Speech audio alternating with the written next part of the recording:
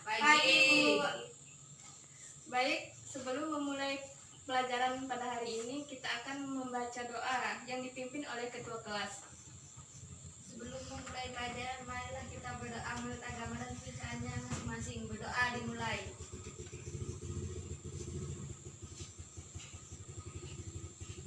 Berdoa selesai. Baik, apa kabar semua anak-anak? Baik. Di sini Ibu akan mengabsen dulu ya. Ya, Bu. Fani Rahayu, Saya, Bu. Nur Nilawati, Hadir, Bu. Erni Novita, hadir Bu. Mustija, Hadir, Bu. baik, di sini hadir semua kan? Ya, Bu. Baik, langsung saja kita memulai pelajaran pada hari ini. Pelajaran kita hari ini yaitu hakikat buku non-fiksi. Ada yang tahu hakikat buku non-fiksi itu apa? Tidak ada yang tahu. Baik, kalau tidak ada, langsung saja Ibu jelaskan ya. Ya, Bu. Non itu kan tidak, sedangkan fiksi itu hayalan. Jadi, artinya buku non-fiksi adalah buku yang isinya bersifat hayalan atau tidak nyata atau tidak sebenarnya. Biasanya, jenis buku non-fiksi ini memuat aneka kejadian yang sebenarnya dan bersifat informatif. Karena sifatnya yang bukan hayalan, maka untuk membuat buku non-fiksi akan diperlukan suatu pengamatan dan data yang sebenarnya. Sebab informasi yang memuat dalam buku non-fiksi ini harus dapat dipertanggungjawabkan. Secara umum, bahasa yang digunakan dalam buku non-fiksi ini berupa bahasa denotatif, yaitu bahasa yang sebenarnya. Hal ini dimaksudkan agar pembaca dapat memahami maksud isi buku secara langsung dan mudah. Jadi, jelas bukan kalau buku non-fiksi itu dibuat berdasarkan pada pengamatan dan data. Sehingga isi buku non-fiksi ini harus memuat fakta-fakta yang sebenarnya. Sudah jelas semuanya? Jelas. Baik, kita akan melanjutkan kepada jenis-jenis buku non-fiksi. Jenis-jenisnya ada 4. Yang pertama, buku biografi. Buku biografi ini merupakan buku yang berisi riwayat hidup seseorang. Banyak kita temui tentang riwayat hidup pahlawan atau tokoh-tokoh yang ternama. Kemudian buku ini ditulis untuk mendokumentasikan peristiwa-peristiwa penting yang dialami oleh seorang tersebut. Buku biografi tersebut ditulis agar dapat menginspirasi pembacanya. Yang kedua, buku literatur. Buku literatur merupakan buku yang memiliki fungsi untuk digunakan sebagai rujukan kajian keilmuan. Buku literatur yang sering disebut diktat atau buku kuliah. Biasanya buku literatur sering ditulis berdasarkan penelitian yang ada. Maka dari itu, buku ini sudah jelas maksudnya, memiliki kadar keilmiahan yang sangat tinggi. Jadi buku literatur ini sering ditulis oleh dosen atau peneliti lainnya. Yang ketiga, ada buku motivasi. Buku motivasi ini adalah buku yang berisi kajian psikologis untuk membangkitkan gairah atau semangat para pembacanya. Buku motivasi dapat disusun berdasarkan kajian keagamaan atau moral.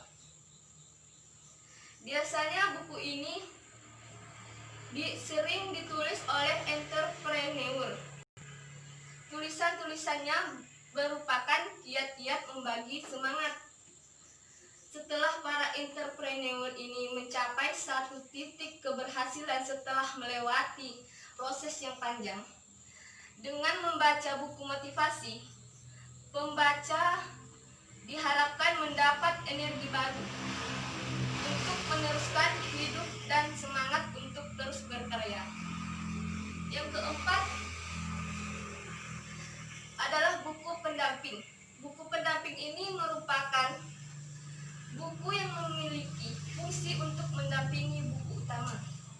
Biasanya buku pendamping disebut buku pengayaan. Jadi, buku pendamping ditulis setelah ada buku utama. Contohnya buku pelajaran yang kalian miliki sekarang. Kajian buku pelajaran ini masih bersifat umum.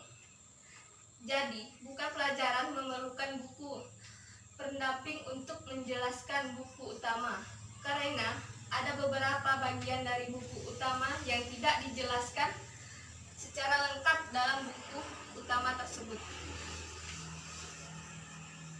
Baik, lanjut pada ciri-ciri buku non-fiksi. Yang pertama, menggunakan bahasa yang formal.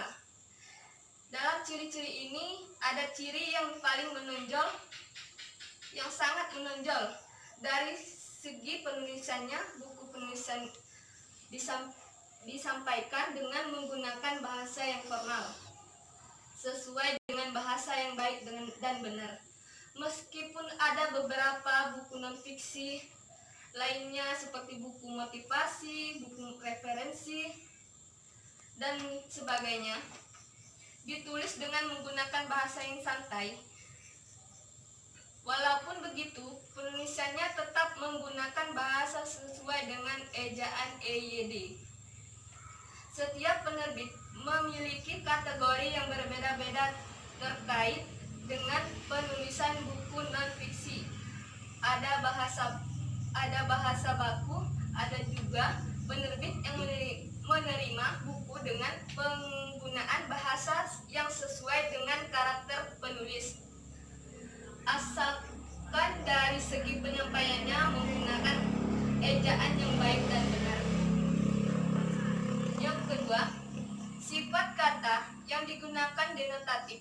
Kata denotatif maksudnya adalah kata yang sebenarnya, kata yang mengandung informasi yang disampaikan oleh penulis yang disajikan secara lengkap atau to the point dan tegas. Tujuan menggunakan kata denotatif ini untuk penulis ingin memberikan informasi kepada pembaca dengan cara tidak berbelit-belit. Selain itu, penulisan juga memberikan inspirasi dan motivasi kepada sang pembaca. Yang ketiga, berdasarkan fakta sifat dari isi berita pada karangan notifikasi ini adalah fakta dan faktual sesuai dengan data yang diperoleh. Karena ini buku yang disampaikan bersifat faktual, pembaca bisa langsung memperoleh manfaat dari informasi yang disampaikan. Yang selanjutnya, tulisan berbentuk tulisan ilmiah populer. Maksud dari tersebut adalah tulisan yang tidak melulu menggunakan bahasa yang kaku, melainkan maksud dari tulisan dari yang dipelajari kita sendiri. Suatu tulisan dikatakan sebagai tulisan ilmiah populer karena bahasa yang digunakan adalah berdasarkan kajian, daftar pustaka, dan sumber referensi yang jelas. Dalam hal menggunakan sumber referensi, tidak serta-merta langsung ditulis ulang begitu saja, melainkan dipahami dan ditulis kembali sesuai dengan pemahaman diri sendiri. Cara lebih baik yang dapat diterapkan yaitu dengan cara mengkombinasikan ide penulis dan sumber referensi yang kalian dapat. Selanjutnya, temuan yang dituliskan adalah temuan baru atau pengembangan dari temuan yang sudah ada. Salah satu ciri-ciri buku non-fiksi ditulis karena memiliki tujuan untuk menyempurnakan ide dari ulasan naskah terlebih dahulu. Selanjutnya, karangan bisa juga merupakan pengembangan ide baru. Baik, sampai di sini materi yang dapat Ibu sampaikan. Apakah kurang jelas? Yang ingin ditanyakan silahkan.